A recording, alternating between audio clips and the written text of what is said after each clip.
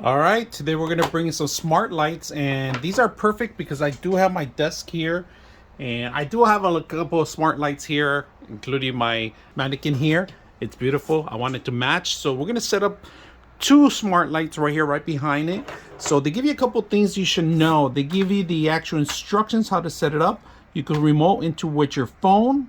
You could download the app through here, and then they give you a mounts, different types of mounts, of course. And of course, these are actually like the speaker mounts, stand-up ones. If you want to, you could double-sided adhesive.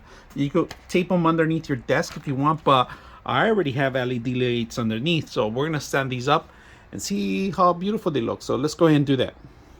All right, beautiful lighting, if you guys can see that. I set up a scene right now, and I am gonna put these behind my monitor because they're really bright, if you guys can see. I like them.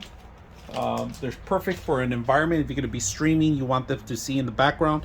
If you put this in the back just like this,